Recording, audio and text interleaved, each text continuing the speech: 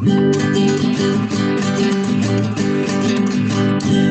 el Señor resucitó y de la muerte nos salvó. Alegría y paz, hermano, que el Señor resucitó. Hoy el Señor resucitó y de la muerte nos salvó. Alegría y paz, hermano, el Señor resucitó. El Señor resucitó. En el nombre del Padre, del Hijo y del Espíritu Santo. Amén. Bueno, hemos llegado al episodio 7 de esta semana especial de Semana Santa 2022. Estos 7 capítulos que hemos trabajado esta semana con un fin no diferente al único fin, que es, de la mano con la Iglesia, pues ir entendiendo que esto no es, la fe no es cuestión de momentos ni de temporadas, ni, como decía el sacerdote en la homilía del miércoles santo, ni una cuestión de moda. Esto es de todos los días. Para muchos el sábado de gloria, lo que se vive en esta vigilia pascual, marca el final de su visita a la iglesia hasta el próximo año. Para otros marca el final de dos cosas fundamentales, que era recoger las palmas el domingo de Ramos y bendición del agua el sábado de gloria, el sábado santo. Pero para el cristiano que está llamado, y estamos todos llamados, para el cristiano que está llamado a vivir una fe auténtica, profundizar en ella, cada año ser mejor, cada año pulir la versión de sí mismo, el pregón pascual es un recordatorio de que por más hundidos que estemos en un pecado, en un alejamiento, en un estado de depresión, siempre podemos dar muerte a eso y resucitar con Cristo una vida nueva. San Pablo nos lo dirá, que además se la jugó completa y me encanta, porque San Pablo nos dirá: si Cristo no hubiese muerto, pues si Cristo no hubiese resucitado, vana sería nuestra fe. O sea, Pablo no apuesta a la vida de Cristo como se puede apostar desde el budismo o desde el Islam con un Buda o un Mahoma, hombres que fueron, importantes para cada una de estas expresiones de fe, pero murieron y están enterrados. Entonces, para Pablo, Cristo no fue un profeta más. Para Pablo y para el cristiano, Cristo no fue un gran hombre que, hizo su parte y murió. No. Pablo se juega la fe desde la resurrección de Cristo. Y la resurrección es un hecho real. Es el cuerpo que estaba en el sepulcro, ya no está. Es decir, con propiedad, que la tumba está vacía.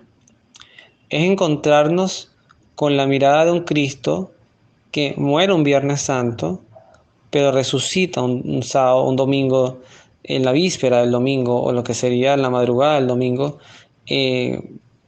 para una vida gloriosa y ya para no morir más, siendo el primer resucitado bajo el contexto de una vida transformada y nueva.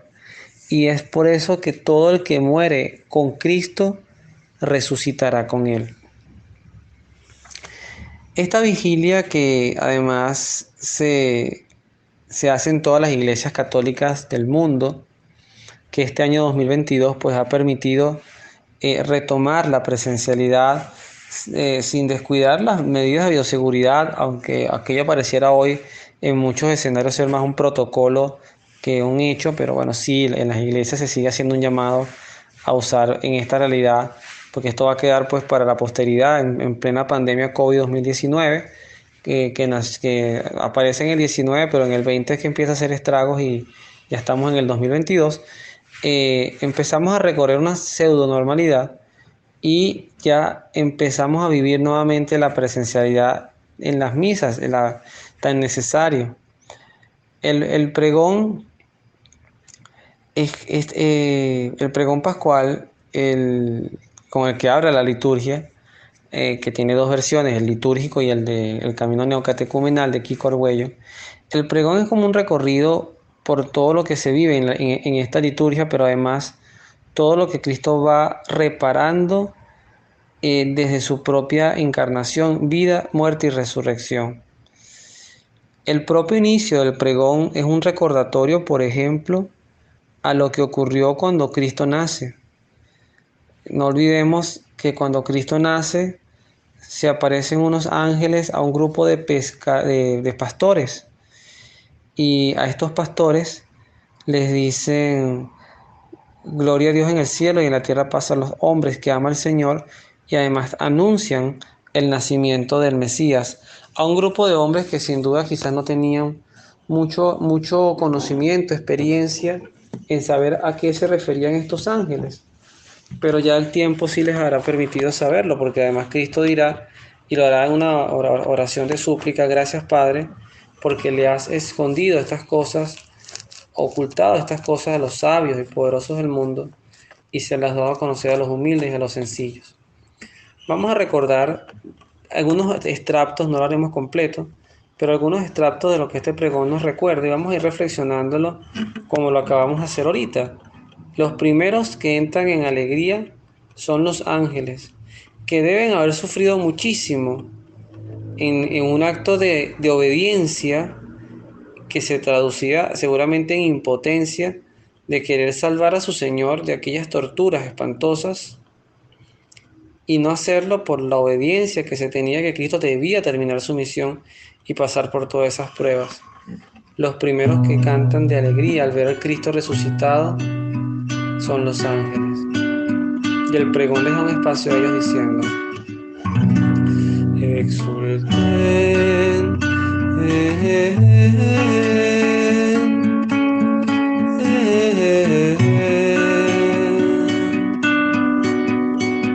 los coros de los ángeles, exulten la asamblea celeste, y un himno de gloria clame el triunfo del Señor resucitado.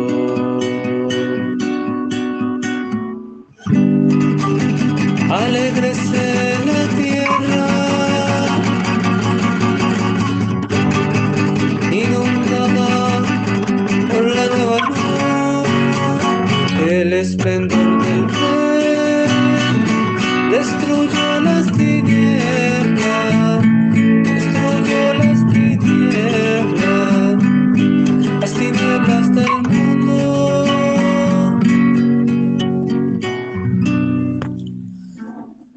La invitación es a reconocer al Cristo Rey ante Pilatos, el Cristo Rey que entró en Jerusalén previo a Pilatos, y el Cristo Rey resucitado, que además, como nos enseña el pregón, no solamente triunfa sobre la muerte, sino sobre las tinieblas del mundo, el pecado, la desesperanza, el ateísmo, la apatía. Luego, la segunda invitación, ya entrando en materia de iglesia, es que esta alegría debe estar cosechada también en el corazón de la iglesia. Pero el corazón de la iglesia tiene tres escenarios, tres momentos. El primero de ellos, la iglesia triunfante, la que está en el cielo. Porque cuando el pregón dice que se alegre nuestra madre la iglesia, pues obviamente se refiere a la iglesia triunfante, a la iglesia purgante y a la iglesia militante, esta que estamos tú y yo en este momento, en esta vida. Porque además se hace un acto de aclamación. Además es ya de manera unísona tres iglesias que viven tres estados diferentes, una de triunfo, otra de purificación con dolor, pero que purifica y que garantiza el cielo, y nosotros, la iglesia más naciente, la iglesia, pudiéramos decir, pecadora, que además debemos mirar en la historia, pues la sangre de nuestros mártires, de todos los que murieron por defender todas las verdades de nuestra fe. Una iglesia hoy que sufre herejías, blasfemias, que en algunos casos pues camina hacia quizás nuevos cismas y que también a veces, eh, eh, yo sé que no con mala intención, pero a veces se caen en exceso de negar verdades de fe por querer tener seguidores, y eso hay que sentar un poquito, que la iglesia es una, que San Pablo también nos pedirá que no dividamos a la iglesia, que nos soportemos, pero que seamos una sola alma y un solo corazón dirigidos a Dios, como dice una frase agustiniana. Vamos a ver entonces en esta parte qué nos dice el pregón, a qué nos invita el pregón pascual. Que se alegre nuestra madre la iglesia, resplandeciente de la gloria de su Señor, y que en este lugar resuene unánime la aclamación de un pueblo en fiesta. Y es aquí donde la comunidad pues dirá, el sacerdote dirá, el Señor esté con ustedes, y la gente dirá, y con tu espíritu, y que levantemos el corazón. Una frase que además decimos todas las liturgias, todas las misas, especialmente la de los domingos. Fíjense cómo cobra vida. Levantemos el corazón y dirijámoslo hacia el Señor. Y démosle gracias, porque verdaderamente lo que Cristo logró esa noche dichosa, es insuperable, y no hay vidas para agradecerle todo el sacrificio y todo ese esfuerzo por mostrarnos un camino de salvación. Y es lo que también dirá el pregón más adelante, que realmente es justo y necesario darle vida y exaltar a Dios, al Padre Todopoderoso, y a su Hijo Jesucristo. Ahora, ¿qué logra Cristo con todo esto? ¿Cuál es el fruto de todas estas acciones? Porque hay personas que sufren en la vida y es un fruto, un sufrimiento estéril. Es sufrir por sufrir. Hay personas que se desgastan, quizás gastan energías en trabajos, en actividades de, deportivas, de entretenimiento, y viven cansados, viven desgastados, valga la redundancia, pero no logran frutos, ni para sí mismos ni para quienes les rodean. ¿Qué es lo que nos gana Cristo en una noche como la de hoy, que nos recuerda la vigilia pascual? Cosas como esta. Él ha pagado por todos al eterno Padre la deuda de Adán, y con su sangre derramada por amor ha cancelado la condena antigua del pecado.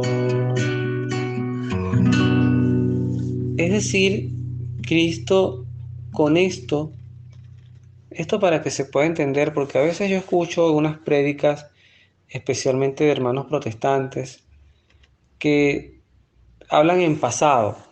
Cristo me salvó, Cristo me perdonó. Y no es así. Cristo canceló una deuda que se tenía por el pecado original, retomó un camino sin olvidar el camino que desvía de Dios, construyó un camino, diría Santa Catalina de Siena, un puente entre la humanidad y Dios, y ese puente es Cristo. Cristo logra restituir la amistad de la raza humana, del ser humano, con su Creador. Pero la salvación no está ya garantizada. La salvación es una decisión tuya y mía. La salvación parte por el hecho de aceptar esto, de predicar esto y de agradecer esto que hizo Jesús. El mismo Cristo lo dirá en el Evangelio de San Juan, en el capítulo 3, cuando habla con Nicodemo y le dice, el que cree en mí ya está salvado, pero el que no cree en mí ya se ha condenado por el simple hecho de no creer. Y es que efectivamente esa radicalidad en la acción de Cristo es lo que el cristiano tiene que tener muy marcado.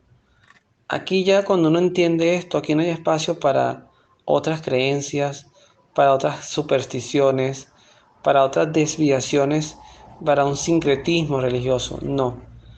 Este es el momento para ya dejar todo aquello que nos aparta de Dios, que nos aparta de su verdad, de la pureza de creer solo en Él, y empezar a decir, Señor, gracias por ser, como el mismo Pablo lo dirá, un nuevo Adán para nosotros. De hecho, los que somos post-Cristo, los que estamos en la era post-cristiana, o mejor dicho, después de Cristo, somos afortunados porque en cierta forma formamos parte de una nueva creación. En Cristo se reparan muchas cosas que estaban dañadas de la creación original. Hay otros elogios que desde el pregón se le hacen a Jesús, porque además cada vez que celebramos la Eucaristía estamos ofreciendo a Jesús como el Cordero que se inmola por nuestros pecados. Y hay un recordatorio también desde la liberación del pueblo de Israel, por eso se hacen tantas lecturas, hasta justamente el Nuevo Testamento. Y el pregón para este espacio dirá algo como esto, ¿no? Esta es la Pascua en que se inmola el Cordero. Esta es la noche en que fueron liberados nuestros padres de Egipto. Esta es la noche que nos salva de la oscuridad del mar. Y luego dice con un coro fuerte, esta es la noche en que Cristo ha vencido la muerte y del infierno se torna victorioso. Cristo, de hecho se lo decimos en el credo, Cristo no bajó al infierno a sacarle la lengua al demonio porque había vencido el pecado y la muerte. Él bajó a los infiernos en una representación de lo que significa vivir sin poder contemplar a Dios. Había una cantidad de almas, de justos, de hombres buenos, que habían muerto, pero no habían podido tener la visión beatífica de Dios por culpa del pecado original. Eso es como vivir en un infierno. Son a esos infiernos a los que se refiere el credo y a ese infierno al que se refiere el pregón. Cristo en su proceso de muerte, durante su muerte, antes de resucitar, lo primero que hace es reparar, ir a buscar, ir a rescatar una cantidad de almas retenidas, no condenadas, pero sí retenidas, en un estado como el limbo, que no podían ver a Dios y no podían gozar de su gracia, ¿no? Es así como hay una reflexión que hace el pregón ya un poquito más adelante, que además pareciera increíble afirmarlo, pero es que es así, porque dice, sin el pecado de Adán, Cristo no nos habría rescatado. Y entonces hace una exaltación a la culpa y dice, oh feliz culpa, que mereció tan grande redentor. Oh feliz culpa, oh noche maravillosa, en que despojaste al faraón y enriqueciste a Israel. Y aquí viene el título de nuestra reflexión de hoy. Oh noche maravillosa, tú sola conociste la hora en que Cristo resucitó. resucitó. Y es que fue así. Solamente que la noche, por supuesto Dios, los ángeles, pero al contexto humano, solamente la noche sabe lo que realmente ocurrió en ese sepulcro. Pero es que efectivamente hay una frase que dice también San Pablo, que donde abundó el pecado, sobreabundó la gracia. Y esta expresión la recoge perfectamente. Nuestra culpa era tan grande, pero gracias a esa culpa obtuvimos a un Redentor del tamaño de Jesús, que además es el mismo Dios encarnado. Luego, lo que el pregón nos invitará como frase final es a retribuirle al Padre, que es prácticamente imposible, pero a retribuirle al Padre con sacrificios, con alabanzas, en comunidad, en iglesia, desde la liturgia, con una conversión de vida sincera, todo este gesto de amor, porque es que el Padre no se guardó nada para Él, ni siquiera su propio Hijo por rescatarnos. Y entonces en esta última parte vean a lo que el pregón nos invita. En esta noche acepta, Padre Santo, este sacrificio de alabanza que la Iglesia te ofrece por medio de sus ministros. En la liturgia solemne de este cirio, que es signo de la nueva luz. Por eso tendremos ese cirio pascual acompañando desde ahorita todo el año litúrgico, los bautizos, las confirmaciones, porque es la luz de Cristo encendida como antorcha, como guía para nuestra iglesia, para que la iglesia pueda navegar y no naufragar en los tiempos que le toca vivir, siendo luz y no siendo cómplice del mundo, sino luz para que el mundo pueda vivir bajo la mirada de Dios. Y es por eso que esta luz está representada en el cirio, pero puede también representar la luz de tu fe, la luz de mi fe. Dice el pregón así: te rogamos, Señor, que este cirio, ofrecido en honor de tu nombre, brille radiante, llegue hasta ti como perfume suave,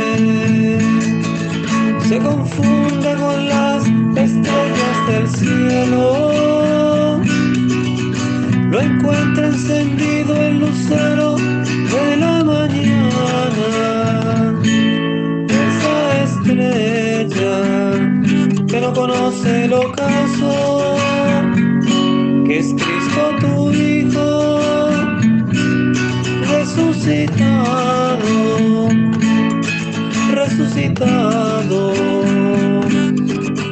de la muerte. Amén, amén,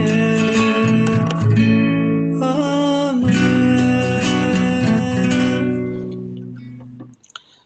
Esa frase que dice, llegue hasta ti como perfume suave, me recuerda a aquella mujer pecadora que le enjuagó sus pies con sus lágrimas y le vertió sobre él un perfume carísimo.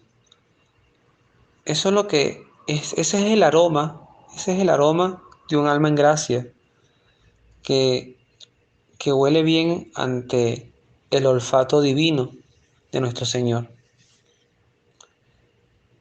Creo que el poder sumar otra Semana Santa a nuestras vidas, en mi caso particular, tengo 40 años, pero es la Semana Santa 41 de mi historia, porque yo nací en noviembre y sin cumplir el año, pues ya debía haber vivido una Semana Santa de ese año 82.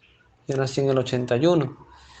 Pero estas 41 Semanas Santas que me han tocado vivir, no todas han sido bien vividas, no todas han sido comprometidas, muchas inclusive tiradas en el abandono, Creo que cada año que Dios nos permita profundizar e interiorizar en su pasión, muerte y resurrección, es un año para también agradecer que tenemos iglesia, que todavía tenemos sacerdotes, hombres o consagrados, hombres y mujeres, que todavía creen en la vida consagrada, en la vida misionera, pedir mucho por ellos, porque no viven tiempos fáciles, pero también pedir por nosotros los laicos para que seamos testimonio, para que no le tengamos miedo a la vida sacramental, que además está hecha y diseñada para acompañarnos en todos los momentos de nuestras vidas.